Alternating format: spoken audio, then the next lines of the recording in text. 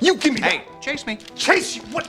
Are you Don't insane? cross the line! You crossed the line! Stop saying that, or I will cut you. Annie and Jack hadn't seen each other in 3 years since their breakup. During that time, Annie had gotten engaged through an arrangement by her parents, but her fiancé treated her with little respect. One rainy evening, instead of taking her home after a gathering with his friends, he let her walk back alone through the downpour. To make matters worse, he'd even bought the wrong size engagement ring. Annie sat in silence, staring at the bills on the table, feeling a deep sense of grievance welling up inside her. Her thoughts drifted back to a long-ago memory, a man she once met under extraordinary circumstances. It was around Christmas when she'd first crossed paths with Jack. Annie had planned to treat herself to a Christmas gift, and, coincidentally, both she and Jack reached for the same pair of gloves at the same time. Jack's gentlemanly charm and easy humor instantly won her over. When Annie invited him to a dessert shop next door, it wasn't a random choice. She picked that place because it was called Serendipity. Just like the shop's name, Annie believed in fate.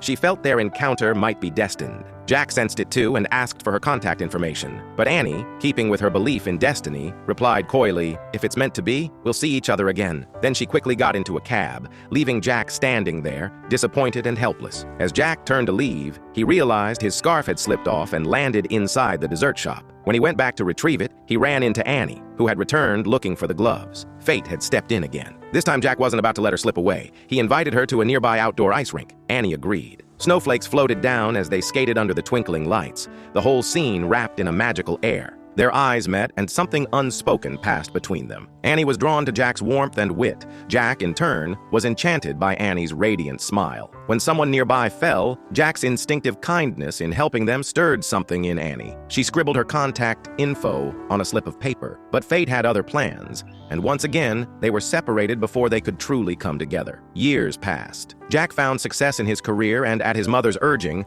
got engaged to a kind and gentle woman.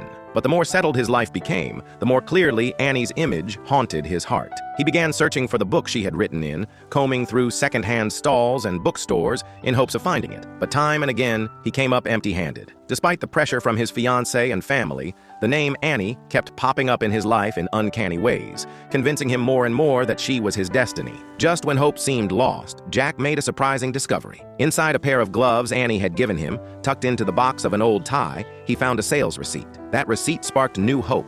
It led him to the gift shop where the gloves were purchased.